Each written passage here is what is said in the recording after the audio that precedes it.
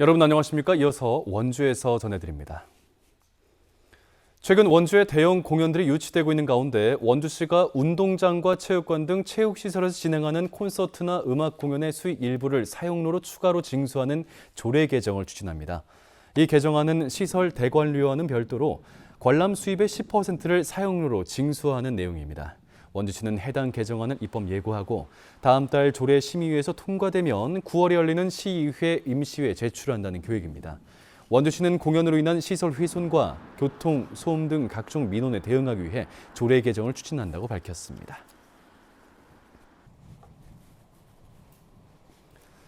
원주시가 다면평가 없이 지난 15일자로 정기 인사를 단행한 데 대해 공무원 노조가 원광수 원주시장을 직권남용과 직무유기 혐의로 고소했습니다. 원주시청 공무원 노조는 대통령령에 따라 다면평가 같은 인사 기준을 바꿀 때는 공무원들에게 예고하고 1년 뒤에 시행해야 함에도 원 시장이 잇따라 법령을 위반해 직접적인 피해를 입고 있다며 원주경찰서에 고소장을 제출했습니다. 또 강원도 감사위원장이 원 시장의 법령 위반을 확인했음에도 시정 명령과 형사고발 등 관련된 조치를 하지 않았다며 같은 혐의로 고소했습니다. 영월군과 영월군 의회가 나흘간의 일정으로 우호 협약 도시인 일본 홋카이도 히가시카와정을 방문했습니다. 최명서 영월군수와 영월군 의회 의원, 교육, 관광, 실무진 등은 현지에서 인구 감소 대응 선진 사례를 보고 상호 교류와 협력 방안을 논의했습니다. 영월군과 히가시카와정은 지난 2010년 우호 협약을 체결해 15년째 학생 교류 등의 교류 활동을 이어오고 있습니다. 횡성문화관광재단이 밤이 아름다운 횡성이란 주제로 야간관광 활성화 사업을 벌입니다.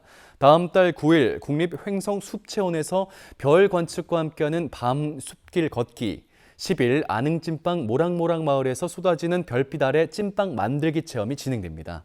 다음 달 16일과 17일엔 횡성 섬광둔치에서 2024 썸머 나이트 페스타를 열고 방송인 박명수의 디제잉 공연과 가수 하동균 등이 참여하는 무대를 마련합니다.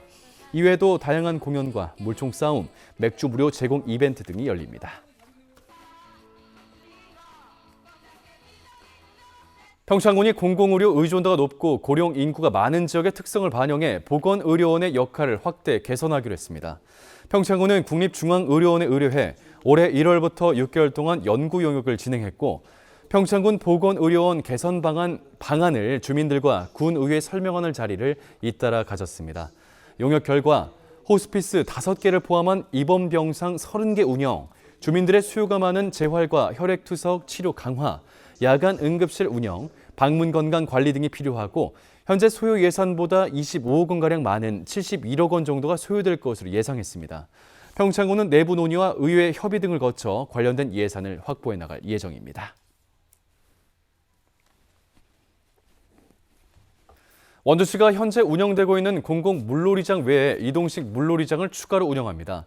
혁신도시 왕성목 근린공원과 기업도시 샘마르 근린공원에 각각 100명과 90명을 수용할 수 있는 이동식 물놀이장을 설치하고 오늘부터 다음 달 15일까지 운영합니다.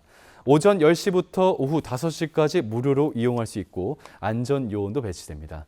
별도의 휴장일은 없지만 폭우나 태풍과 같은 기상 상황에 따라 이용이 제한될 수 있습니다. 횡성군이 오늘부터 다음 달 5일까지 3회에 걸쳐 횡성한우 경쟁력 강화를 위한 전문 교육을 실시합니다. 횡성한우 전문 교육은 한우 사관학교 수료생 200명, 희망농가 50명 등 250명을 그 대상으로 하고 고급육 생산, 개량, 경영, 유통 등 다양한 분야를 다루게 됩니다. 횡성군은 이번 교육을 통해 축산 농가들이 속값의 하락과 소고기 무관세 수입 등 환경 변화에 선제적으로 대응할 수 있는 역량을 키울 수 있을 것으로 기대하고 있습니다. 평창군이 일손 부족을 위해 초청한 외국인 계절 근로자의 체류 기간 연장 신청을 받습니다. 통상적으로 외국인 근로자들은 입국 시 5개월 체류가 가능한 비자를 발급받게 되는데 평창군은 고용주와 본인이 모두 희망할 경우 최대 2달까지 추가로 체류 기간을 연장해 줄 방침입니다. 현재 평창에는 MOU를 통해 라오스에서 520명, 결혼 이민자 가족 초청으로 베트남에서 108명, 필리핀에서 2명 등 총 680명이 입국해 8개 읍면에서 일하고 있습니다. 국민의힘 박정화 의원이 결혼비용 소득공제 법안을 대표로 발의했습니다. 이번에 발의된 소득세법 일부 개정안에선 근로소득이 있는 신혼부부와 자녀가 혼인하는 부모의 근로소득에서 1,000만 원을 공제토록 하는 내용을 담고 있습니다.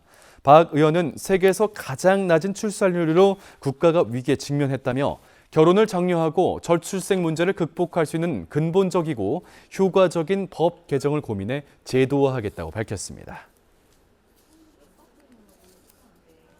제9대 원주 의료기기 테크노밸리 원장의 한종현 전 동화약품 사장이 내정됐습니다. 원주시는 이사회를 열고 의료기기 테크노밸리 원장 추천위원회가 추천한 2명의 후보자 중에 한 전 사장을 원장으로 최종적으로 의결했습니다. 연세대 미래캠퍼스 의용전자공학과를 졸업한 한 신임 원장은 의료기기뿐 아니라 원주시가 최근 추진 의사를 새롭게 밝힌 바이오 분야를 이끌어갈 적임자로서 평가받고 있습니다.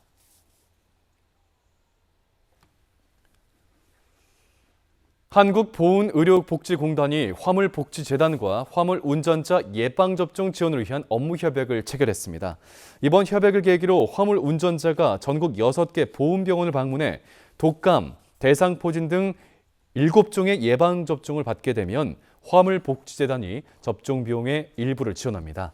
양 기관은 화물운전자들의 예방접종과 사후 관리, 진료, 검진 등 사업 확대 방안도 마련하기로 협의했습니다. 뉴스를 마칩니다. 고맙습니다.